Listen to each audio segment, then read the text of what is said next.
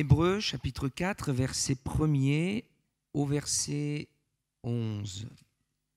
Craignons donc, tandis que la promesse d'entrer dans son repos subsiste encore, qu'aucun de vous ne paraisse être venu trop tard, car cette bonne nouvelle nous a été annoncée aussi bien qu'à eux, mais la parole qui leur fut annoncée ne leur servit de rien parce qu'elle ne trouva pas de la foi chez eux, chez ceux qui l'entendirent. Pour nous qui avons cru, nous entrons dans le repos, selon qu'il dit « Je jurai dans ma colère, ils n'entreront pas dans mon repos. » Il dit cela, quoique ses œuvres aient été achevées depuis la création du monde, car il a parlé quelque part ainsi du 7e jour, et Dieu se reposa de toutes ses œuvres le 7e jour. Et ici encore, ils n'entreront pas dans mon repos. Or, puisqu'il est encore réservé à quelques-uns d'y entrer, et que ceux à qui d'abord la promesse a été faite n'y sont pas entrés à cause de leur désobéissance, Dieu fixe de nouveau un jour, aujourd'hui, en disant dans David, bien longtemps après, comme il est des plus hauts, aujourd'hui, si vous entendez sa voix, n'endurcissez pas vos cœurs. Car si Josué leur avait donné le repos, Dieu ne parlerait pas après cela d'un autre jour. Il y a donc un repos de sabbat réservé au peuple de Dieu, car celui qui entre dans le repos de Dieu se repose de ses œuvres comme Dieu s'est reposé des siennes. Empressons-nous donc d'entrer dans ce repos, afin que personne ne tombe en donnant le même exemple de désobéissance. Amen. Je voudrais pendant quelques dimanches m'entretenir avec vous sur le thème du repos obtenu par la foi, le repos de Dieu, entrer dans le repos. Et nous venons de lire un passage où il est question d'une invitation à entrer dans le repos. L'évangile, c'est une invitation à entrer dans le repos de Dieu. Quand on découvre le Seigneur, c'est vrai que nous goûtons à la paix surnaturelle de Dieu. Une paix qu'on n'a jamais connue ailleurs. Une paix qu'on a du mal à expliquer pourquoi. Qui nous échappe, qui échappe à la raison humaine. C'est une paix surnaturelle, divine. Vous voyez, Dieu a créé l'homme le 6e jour et la Bible dit le 7e jour il s'est reposé. Les lecteurs de la Bible le savent.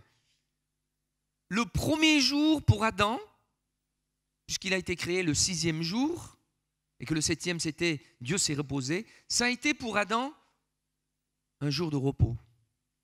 Adam entre dans le monde dans le repos. Il y a toute une pensée, la volonté de Dieu que l'homme, sa création, vive dans son repos. Je voudrais vous poser la question, qu'en est-il de vous? Est-ce que vous vivez dans le repos? Je sais que dans notre monde, vous voyez, le monde est agité et les hommes vivent dans une agitation, dans les tourments, dans le stress, dans une fatigue permanente. Et tout cela vient du fait que dans le cœur de l'homme, vous voyez ce monde bouleversé, tout ce que nous voyons finalement vient du cœur de l'homme. Alors comment est-ce que on peut entrer dans le repos? Quand est-ce qu'on a le repos?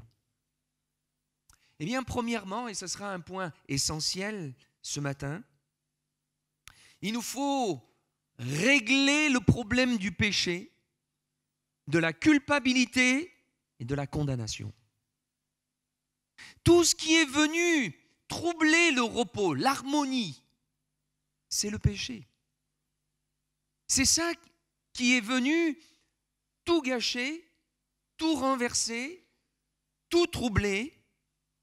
Dans Ésaïe 48, verset 22, il nous est dit « Il n'y a pas de paix pour le méchant. » pour celui qui ne craint pas Dieu, qui ne marche pas avec Dieu, il n'y a pas de paix. Tous les hommes de la terre, en venant sur cette terre, que ce soit d'une manière consciente ou inconsciente, portent un fardeau. Et ce fardeau, c'est le poids de la culpabilité. C'est le poids du péché. La Bible dit que tous sont péchés et sont privés de la gloire de Dieu. Et quand on est séparé de Dieu, quand on ne connaît pas la vie de Dieu, quelle que soit la personne vit avec un pesant fardeau. Il ne peut pas connaître la paix véritable. J'ai fait un nombre incalculable de visites dans des maisons de repos. Dans une certaine région où j'ai travaillé. Alors évidemment, le cadre est toujours très paisible et super. Et là, j'ai pu visiter bien des personnes qui, semaines, des mois, voire même des années, parce qu'ils connaissent tout un circuit de maisons de repos, dans des cadres, je dirais, les meilleurs, la montagne, la verdure, le calme, mais qui, se reposant tout au long de l'année, ne trouvent jamais de repos. Le repos dont il est question, ça n'a rien à voir avec le repos qu'on peut essayer de trouver dans un paysage calme, au bord de la plage ou à la montagne. Non, le repos dont il est question, c'est le repos de l'âme, le repos intérieur que seul Dieu peut donner.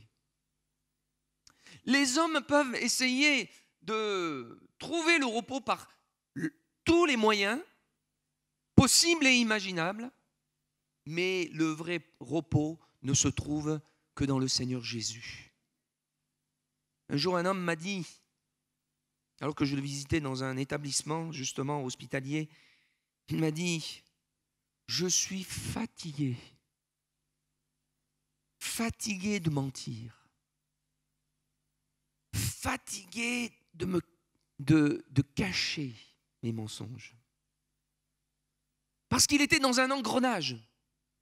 Il avait menti une fois, et puis pour cacher ce mensonge, il fallait qu'il mente une deuxième fois, et pour cacher le deuxième, 3, 4, 5, 6, et il ne savait plus où il en était. Pour ne pas se contredire, pour ne pas se dévoiler, il avait des problèmes avec la justice, et alors il a fait le fou.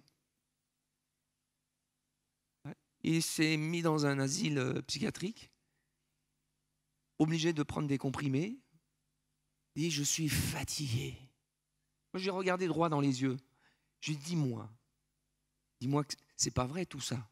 Il dit, oui, tu as raison. Je suis fatigué.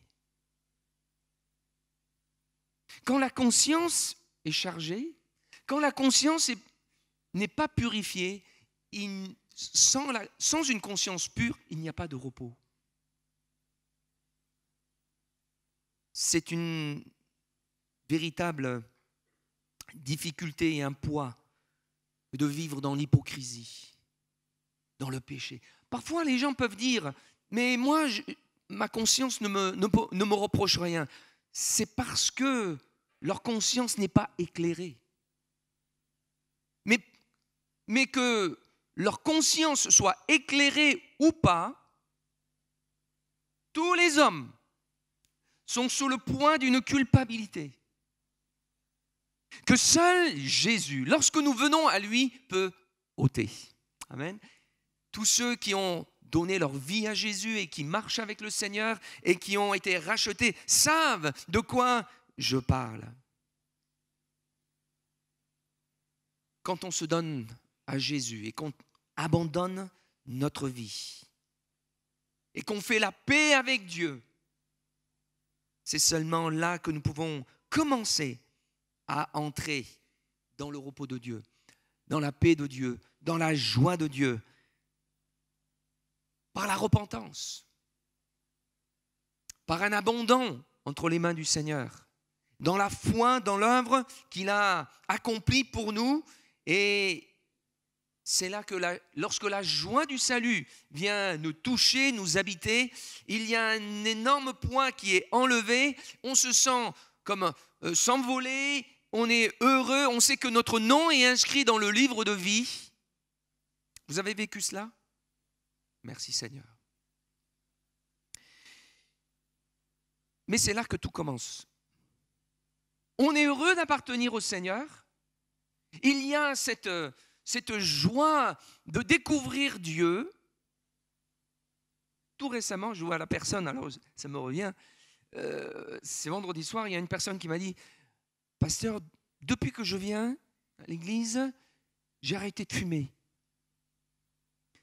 Depuis que je viens à l'église, j'ai arrêté les mauvaises fréquentations.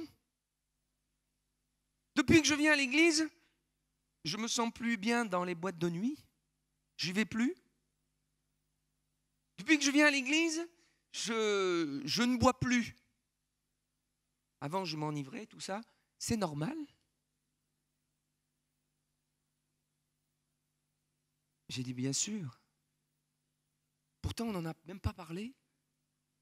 Je crois que c'est un premier entretien. Mais la présence de Dieu. Mais je sais une chose, c'est que quand on expérimente la paix de Dieu, la joie, le salut en Jésus-Christ, cette personne qui est en train de s'approcher de Dieu, eh bien, il y a un repos qui s'installe. Il y a une paix qui est là. Un des premiers éléments du salut, eh bien, c'est la paix de Dieu. Amen.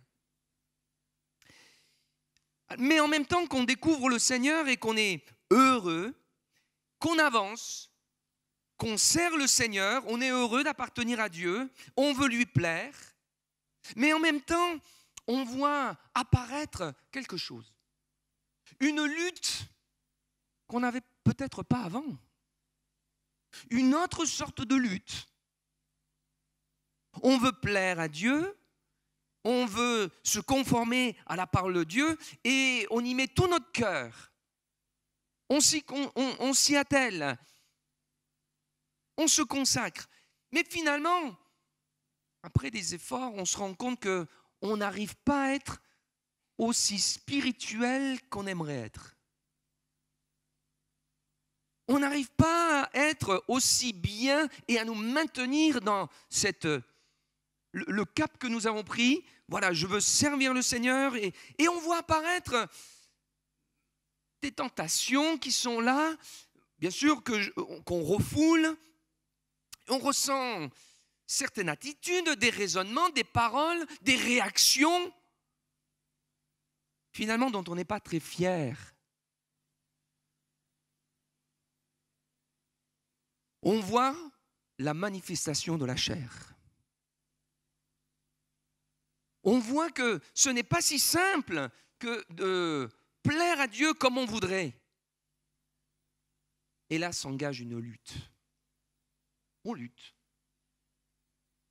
On est sérieux, alors on essaye de prier, on étudie la Bible, on est assidu, tout cela, mais néanmoins, mois après mois, peut-être des années après des années, au bout d'un certain temps, il y a une fatigue qui s'installe. C'est ce que j'appellerais la vie dans la chair. Qu'est-ce que la chair? C'est le moi irrégénéré. C'est la condition de l'homme irrégénéré. C'est la condition de l'homme livré à lui-même. C'est la condition de l'homme qui fait par ses propres forces. Et il est certain que, alors ça part d'une bonne intention, on veut plaire à Dieu, on veut servir le Seigneur, on veut obéir à Dieu, mais on peut, vous savez, tout faire par la chair.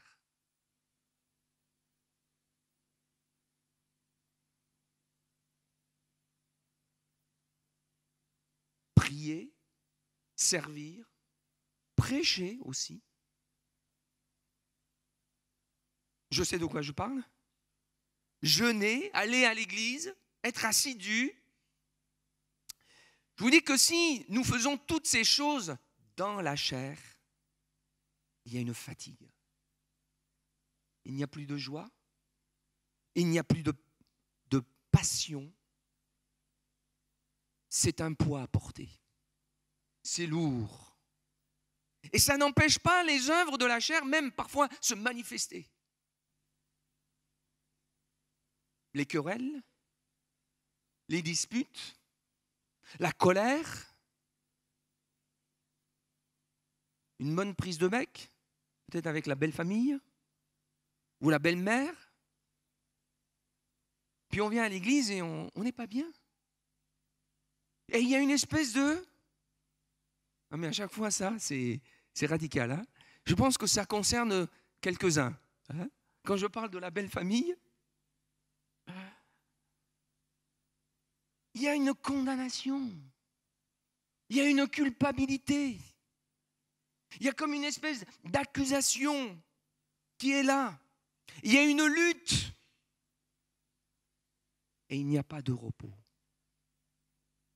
Tant que la conscience du péché demeure, il n'y a pas de repos. Une autre caractéristique de la vie dans la chair, c'est que comme on a déjà pu l'évoquer, c'est que la nature pécheresse, elle est dans la chair. On sait que Dieu pardonne les péchés. Mais souvenez-vous, est-ce que Dieu pardonne une nature pécheresse? Non. Il n'est pas question de pardonner une nature pécheresse. Dieu la traite autrement. Et quand quelqu'un vit dans la chair, eh bien, il est conscient constamment de cette nature pécheresse. Et même s'il ne pêche pas d'une manière grotesque, même s'il ne pêche pas d'une manière visible, il a une conscience chargée. Parce qu'il vit dans cette nature pécheresse. Et il sent cette culpabilité, il sent cette accusation, il sent cette condamnation.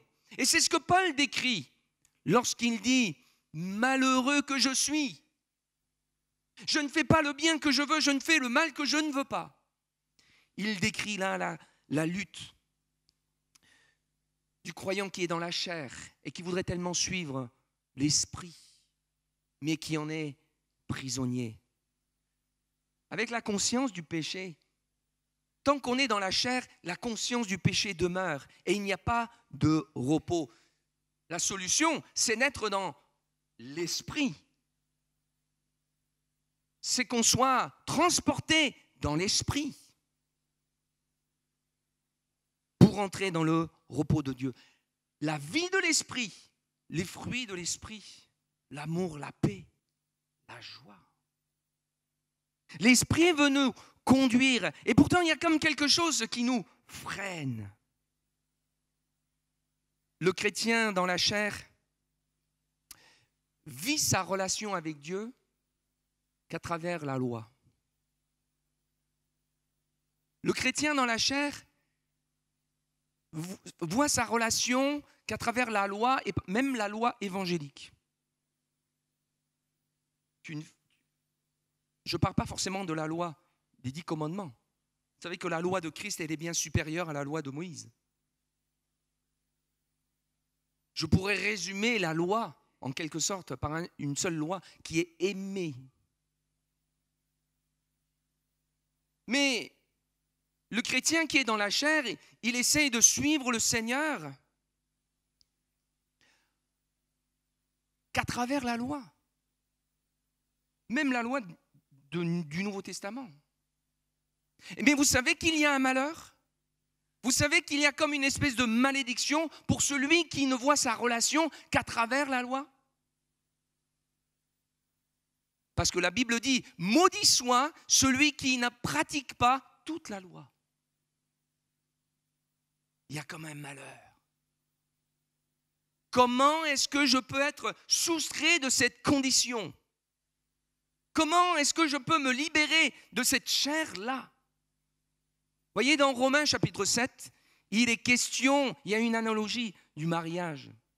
Qu'une femme, par exemple, ça peut être l'homme aussi, mais est liée à son mari tant qu'il est vivant, par la loi. Et si de son vivant, elle s'attache à quelqu'un d'autre, elle sera appelée adultère. Mais si le mari meurt, alors elle peut appartenir à un autre.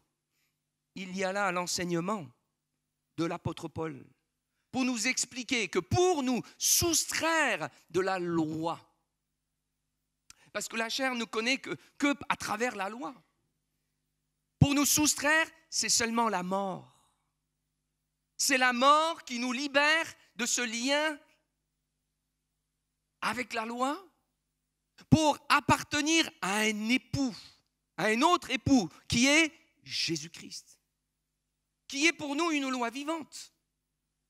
Appartenir à lui, c'est seulement à travers la mort et la résurrection que nous pouvons nous soustraire de cette condition de la chair, où on est dans la chair, pour nous trouver, pour être sous l'emprise, pour être transportés dans l'esprit. Ou à partir d'où on peut alors commencer à marcher par l'esprit. Est-ce que vous me suivez? Tant de gens essayent de marcher par l'esprit sans être conscients, sans savoir comment se soustraire de cette emprise de la chair. Je vous disais tout à l'heure que Dieu ne pardonne pas la nature. Dieu le traite autrement. Comment Dieu le traite-t-il? Est-ce qu'au bout de plusieurs années, est-ce que ça rentre? Comment est-ce que Dieu l'a traité, cette nature pécheresse? Par la croix du calvaire. Amen. Dieu, le vieil homme a été crucifié, mais la chair a été crucifiée. Certaines versions le disent, la nature pécheresse a été crucifiée. Nous sommes morts. C'est une réalité qu'il nous faut accepter par la foi et nous ressuscitons une nouvelle création. Et cette nouvelle création, elle est sainte. Amen. Cette nouvelle création, elle est sainte. C'est pourquoi Paul, lorsqu'il prend conscience de cela, lorsque la révélation lui est donnée, il s'écrit alors, Romains chapitre 8, il n'y a plus de condamnation pour ceux qui sont en Jésus-Christ. La foi dans l'œuvre du calvaire. La mort et la résurrection. Ça nous place dans l'esprit. Et non seulement ce n'est pas une gymnastique simplement spirituelle ou intellectuelle, mais lorsque nous plaçons notre foi dans ce que Christ a accompli nous concernant, la Bible dit que la loi de l'esprit de vie m'affranchit de la loi du péché et de la mort.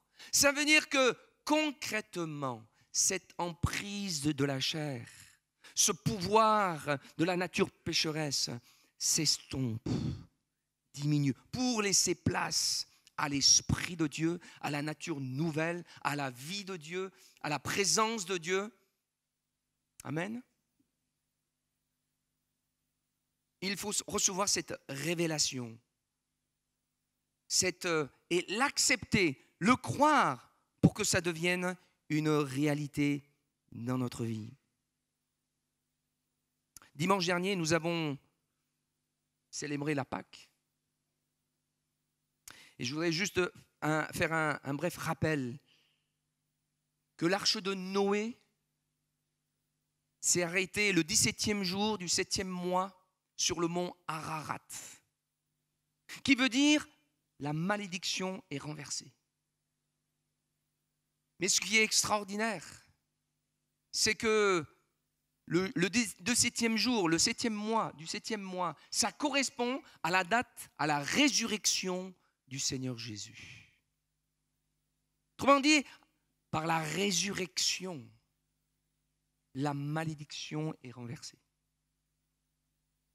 Et pour Noé, voyez, alors que le jugement, la malédiction s'abattait sur le monde, Noé, il était tranquille. Noé, il était dans le repos. Noé veut dire repos. La malédiction est renversée. Et pour nous, il y a quelque chose, un message prophétique pour nous. Quand est-ce que cette malédiction est écartée? Quand est-ce qu'on arrête de dire nous-mêmes, à nous-mêmes, malheureux que je suis, misérable que je suis? C'est lorsque tu réalises la résurrection, lorsque tu réalises que toi aussi tu es mort avec Jésus, mais que tu es ressuscité avec Jésus. Lorsque toi-même tu vis cette chose par l'assistance du Saint-Esprit, toi-même tu vas pouvoir t'écrier: la condamnation n'est plus. Il n'y a plus de condamnation qui pèse sur moi. Cette malédiction, ce malheur de ne pas être à la hauteur, ce malheur d'être toujours, de sentir indigne et d'être moins que rien, de ne pas être un bon chrétien, ce malheur d'entendre toujours parler de l'amour de Dieu sans vraiment expérimenter, vivre l'amour de Dieu. C'est par la résurrection que nous entrons dans cette réalité que Christ est le cep, je suis le sarment. Que le jugement est écarté et que je suis dans la bénédiction de Dieu. Voyez, lorsque Israël était enfant, et ça correspond à toute cette période de l'Ancien Testament. On peut dire que Israël, dans l'Ancien Testament, correspond à cet état d'enfance. Encore du croyant qui n'est pas rentré dans la révélation, qui ne rentre pas dans la maturité. Les sacrificateurs du tabernacle, du temple, offraient des sacrifices. Hébreux 10:2 nous dit que si ils n'avaient plus la conscience du péché, ils auraient cessé d'offrir des sacrifices. Mais malgré le fleuve de sang qu'ils ont versé, des taureaux, des animaux, des boucs, et pour couvrir le sang, pour régler le problème du péché, eh bien, le problème du péché, la conscience du péché demeurait. Aussi, il n'y avait pas de repos. C'est pourquoi dans le temple, c'est pourquoi dans le tabernacle, il n'y a pas de chaise pour les sacrificateurs. Ils ne peuvent pas se reposer. Mais Christ, notre souverain sacrificateur, celui qui est le médiateur d'une nouvelle alliance, bien meilleure, et celui qui offre un sacrifice bien meilleur, un sacrifice parfait, notre souverain sacrificateur est entré dans le lieu très saint, non pas avec le sang des animaux, mais avec son propre sang. Et il a fait l'expiation de nos péchés. Pas seulement pour que nos péchés soient couverts, mais pour que nos péchés soient ôtés. C'est différent. Et il s'est assis, notre souverain sacrificateur, une bonne fois pour toutes. C'est fini. Parce que son sacrifice est parfait. Hébreux nous dit également, si le sang des animaux, des boucs, des taureaux, pouvait sanctifier et purifier, sanctifier la chair, couvrir la chair, combien plus le sang de Christ, qui par l'Esprit éternel s'est offert, purifiera-t-il votre conscience? Voyez, votre conscience des œuvres mortes pour que nous servions le Seigneur. Le sang de Jésus, non seulement couvre, mais non, le sang de Jésus ôte. Je vais raconter cette anecdote lorsque nous avions notre canapé et que nos enfants étaient petits. Le canapé était un champ de bataille, il y avait du chocolat, il y avait la confiture, il y avait un peu de tout. Et ma belle-mère, quand elle vient nous rendre visite. Oh, je ne voulais pas que ma belle-mère voie ça. Hein, qui est toujours très impeccable, en fait, très chic, alors qu'on mettait une couverture, quelque chose pour couvrir, pour cacher. Ma belle-mère pouvait venir s'asseoir sur le canapé. Oh, c'est confortable, hein, c'est bien, c'est propre. Mais toi, tu n'es pas tranquille. Parce que tu sais que si elle soulevait un tout petit peu, oh là là, quel bazar. Il n'y a pas de repos, même si c'est caché, même si c'est couvert. Mais l'œuvre de Christ à la croix du Calvaire, sa mort et sa résurrection, ça ne fait pas que couvrir, mais ça le ôte. On devient une nouvelle création, déclarée sainte, juste, innocent, comme si on n'avait jamais péché. C'est pourquoi nous pouvons nous écrier et dire « Il n'y a pas de condamnation pour ceux qui sont en Jésus-Christ ». Le problème du péché est réglé. La conscience du péché n'est plus. Alors nous pouvons nous approcher de Dieu avec assurance. On ne se cache pas de lui. Et on ne s'avance pas, non pas sur une base de nos mérites, de nos prières, de nos bonnes œuvres, de notre service ou de notre intelligence, je ne sais pas, ou de ces choses-là, mais sur la base de notre foi en Jésus-Christ. De ce que Christ a tous les mérites, que Christ a tout accompli et que je suis revêtu de Christ. Quelle chose merveilleuse. Quand tu crois cela, alors effectivement, quand tu crois ça, concrètement, il y a quelque chose qui se passe au-dedans de toi. Une assurance monte en toi, que tu es accepté de Dieu. Et la vie de Dieu va triompher des travers. Une communion va pouvoir s'installer. Bien sûr, il faut le nourrir, il faut l'alimenter par la prière. Il faut respirer l'air du ciel, manger du Christ, respirer de son esprit. Et quand cette parole devient vivante, elle a une puissance pour nous libérer. La vérité nous a franchis. Tous les mensonges de l'ennemi qui nous disaient qu'on était incapables, eh bien, on le discerne tout de suite, puisque là, le Saint-Esprit va nous rappeler que Dieu nous a rendus capables d'avoir part à l'héritage des saints. Amen. Pour pouvoir entrer eh bien, dans les choses qu'il a préparées pour nous, dans ses richesses, dans ses bénédictions, dans sa paix, dans sa joie. Nous ne sommes pas comme le boiteux à la porte du temple, dans Acte 3. Vous vous souvenez ? Seigneur, ce matin, en venant me donner cette image du boiteux à la porte du temple, qui est là, boiteux, mendiant, qui mène une vie misérable, et combien la vie chrétienne peut être semblable à la vie de ce boiteux. Il est là, près du temple, à la porte du temple, il peut entendre ce qui se passe dedans, mais lui, sa condition, il en est comme privé.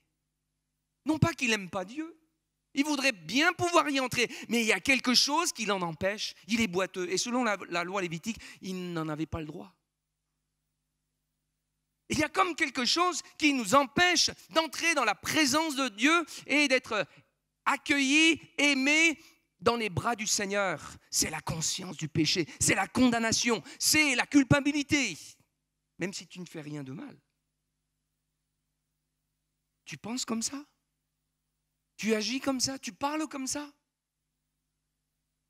Mais quand tu réalises, quand tu passes par la croix, quand tu réalises l'œuvre de Christ à la croix du Calvaire, quand tu acceptes la mort et la résurrection et que tu as compris ce que tu es maintenant, une nouvelle création, recréée à l'image de Dieu, déclarée saint, juste, tu peux dire oui, il n'y a plus de condamnation. Et là, tu peux jouir d'un repos extraordinaire et commencer, alors nous approcher de lui, parce que c'est par sa force qu'on est vainqueur, c'est par sa force qu'on est victorieux. À vouloir lutter par soi-même face au péché, on n'ira pas loin. Et on sera vite fatigué et chargé. Mais quand on vient à Jésus, qu'on se connecte à lui, qu'on est uni à lui, qu'on marche avec lui, qu'on se laisse remplir de sa vie et de son esprit, c'est lui qui combat pour nous, comme nous l'avons chanté pendant les chants. Les conséquences, c'est quand on touche la grâce de Dieu, on expérimente Jésus de cette manière. Comme le boiteux du temple, il se lève. Vous vous souvenez, Pierre qui a dit « Je n'ai ni argent ni or, mais ce que j'ai, je te le donne. Au nom de Jésus-Christ de Nazareth, lève-toi et marche. » C'en est assez de ramper. C'en est assez de mendier, c'en est assez de vivre une vie de misère et de défaite en tant que chrétien. Mais on reçoit Jésus, on expérimente Jésus, on expérimente la puissance du nom de Jésus. On se lève. Et le boiteux est entré dans le temple, louant, sautant, chantant, glorifiant le Seigneur. C'est ça ce que Paul expérimente. Romains chapitre 8. Oui, il n'y a pas de condamnation pour ceux qui sont en Jésus-Christ. On se sent aimé de Dieu. On se sent accueilli, accepté dans les bras de Dieu. Je sais qu'on parle de l'amour de Dieu. Tout le monde sait que Dieu est amour. Dieu a la réputation, même pour le monde incroyant, il a la réputation d'être un Dieu d'amour. Et aujourd'hui, nous tous, nous avons ce refrain à notre bouche, Dieu est amour, Dieu est amour. Mais il y a une différence entre de le dire, de le savoir et de le vivre. De le vivre, de l'expérimenter. Et beaucoup de frustration, beaucoup de sentiments d'insécurité, d'abandon proviennent de ce qu'on n'expérimente pas, de ce qu'on ne vit pas, l'amour de Dieu. Un accusé accuse. Et un frustré frustre les gens. Quelqu'un qui est amer, il répand l'amertume. Quelqu'un qui est agité, tourmenté, tourmente les autres. Quelqu'un qui souffre va faire souffrir les autres, d'une manière ou d'une autre. Quelqu'un qui est amer, colère, il va répandre sa colère. Et quand tu es libéré, quand tu te sens aimé de Dieu, quand tu es béni, amen, c'est là que tu vas pouvoir bénir. C'est là que tu aimes. Parce qu'on ne peut pas donner ce qu'on n'a pas reçu. Et vouloir aimer alors que toi-même tu es condamné, tu te sens éloigné de Dieu, séparé de Dieu, tu vis, tu combats par tes propres forces, tu fais la vie chrétienne par tes propres forces, et tout ce que, pour toi, la vie d'église, suivre le Seigneur, ce n'est qu'une série de commandements de ce qu'il faut faire, aller, prier, donner, faites ceci, être gentil, être doux, être aimant, être patient. Tout ça, c'est la loi de Christ. Essaie de le faire par tes propres moyens, par tes propres forces. Tu es vite fatigué.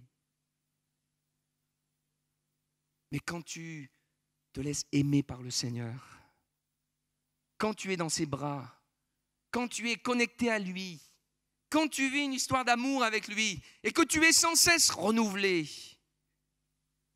mais tu n'es qu'un canal pour le donner. Et tu entres dans le repos. Tu es dans la paix. Tu es dans la joie.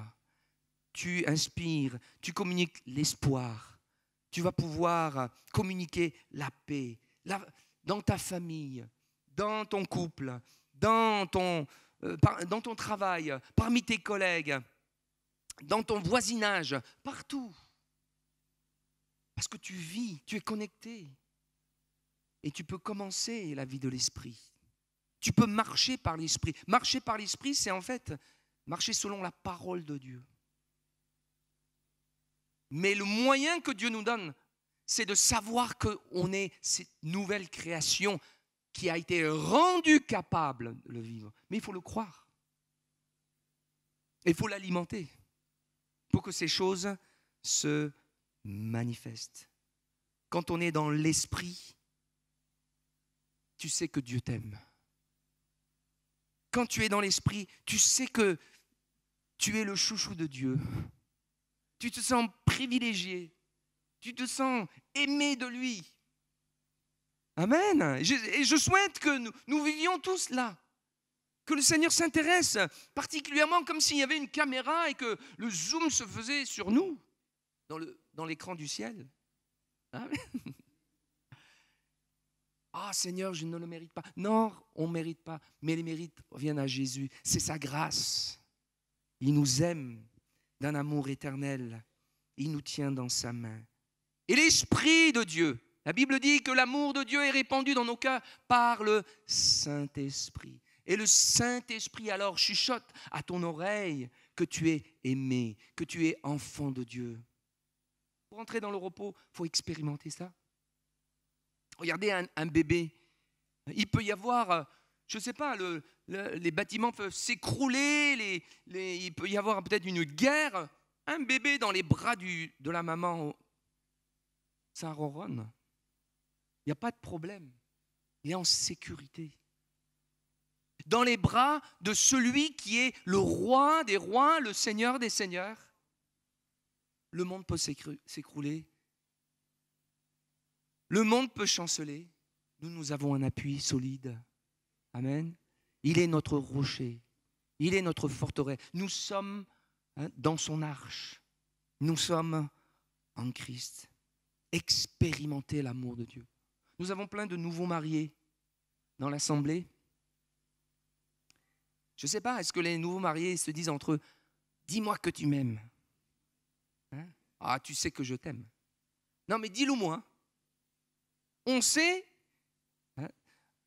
qu'on est aimé, mais ça ne nous suffit pas. Mais dis-le moi, manifeste-le moi. Je veux l'expérimenter. Je veux le vivre.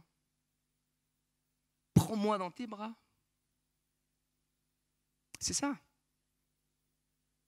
Et dans notre marche avec le Seigneur, comment entrer dans le repos de Dieu? Si je sais qu'il n'y a plus de condamnation et que j'ai la liberté de m'approcher du Seigneur, alors oui, je me jette dans ses bras. Amen. Il nous est accessible. Il est à notre portée. Et le Seigneur dit, viens, fais-moi confiance. Il y a tellement de gens qui disent, quand j'aurai réglé mes affaires, je viendrai. Ils n'ont pas compris. Alors que le Seigneur dit, mais viens tel que tu es. Avec humilité, tout simplement. C'est moi qui vais faire. Vous savez, là où le Seigneur a été le plus virulent, ce n'est pas avec les pécheurs, c'est avec les religieux. C'était avec les hommes de propre justice qui veulent eux-mêmes faire selon leur notion du bien et du mal. Alors que la justice de Dieu, ça n'a rien à voir. La justice de Dieu nous est favorable. Nous qui étions pécheurs, aujourd'hui, il nous déclare saints. Ça, c'est la justice de Dieu. Alors qu'on n'a rien fait. On a fait simplement de venir à Jésus, de croire au Seigneur, de nous abandonner à lui et de tout confier. C'est lui qui nous a transformés. C'est une histoire de transformation. Il ne nous dit pas de suivre un chemin qui nous est difficile, à contre-cœur. Non, si tu t'abandonnes à lui, il te transforme. Il te donne une nature nouvelle à sa ressemblance. Ce n'est pas merveilleux? Il nous donne les moyens de vivre et de vivre la parole de Dieu. C'est pourquoi l'apôtre Paul, Romains chapitre 8, c'est le chapitre de la victoire. Après toute cette lutte de Romains 7, malheureux que je suis, mais il réalise que par la résurrection, la mort et la résurrection, la condamnation n'est plus. C'est pourquoi il dit, Dieu ne nous a pas donné un esprit de servitude pour rester dans la crainte, mais il nous a donné un esprit d'adoption par lequel nous crions Papa, Abba, Père. Un Père aimant. Et il conclut en disant, mais qui accusera les élus de Dieu? Il est celui qui me justifie. Et ce n'est ni la tribulation, ni l'angoisse, la persécution, la faim, le dénuement, l'épée, ou la faim, ou les créatures, d'en haut, d'en bas, des êtres, d'en haut et d'en bas. Ni aucun ange, ni la mort, ni la vie. Rien ne pourra me séparer de l'amour de Christ, de l'amour de Dieu manifesté en Jésus-Christ. Amen. C'est là qu'on rentre dans le repos. Et l'apôtre Paul dit, empressons-nous d'entrer dans ce repos. Ne pensez pas que vous êtes venu trop tard. Ne pensez pas que c'est trop tard. Peut-être qu'il y a des chrétiens qui disent « Oh, mais depuis le temps que je connais, 20 ans, 30 ans, 40 ans, 50 ans peut-être, 60 ans peut-être que je connais la vie chrétienne, et on suit ça peut-être de loin, mais il n'est pas trop tard. » Toi qui es agité, toi qui n'as pas le repos, toi qui te sens peut-être humilié ou coupable ou accusé, condamné, ne reste pas dans le mensonge de l'adversaire, mais reçois la parole de Dieu. Accepte la croix. Accepte la mort et la résurrection. Expérimente la mort et la résurrection. Accepte-le, crois-le, identifie-toi à Jésus et entre dans le repos. Vis la transformation. Expérimente la libération, parce que la parole nous libère. La parole nous affranchit des mensonges de l'ennemi. Quel repos, quelle assurance et quelle confiance lorsque notre vie, lorsque nous sommes dans l'esprit. Pas de condamnation, mais l'amour de Dieu, la bénédiction de Dieu. Est-ce que vous êtes bénis de toute bénédiction dans les lieux célestes? Amen. Est-ce que vous êtes assis avec Christ? C'est la position que le Seigneur nous a donnée à nous par la foi, d'y entrer et d'expérimenter la grâce de Dieu. C'est à notre portée. Jésus a dit, venez à moi, vous tous qui êtes fatigués, chargés, je vous donnerai le repos. C'est la volonté de Dieu. Jésus est venu pour que ses brebis aient la vie et qu'elle l'ait en abondance. C'est la volonté du Seigneur. Est-ce que tu veux entrer dans cette vie? On va incliner nos têtes, on va prier le Seigneur un instant.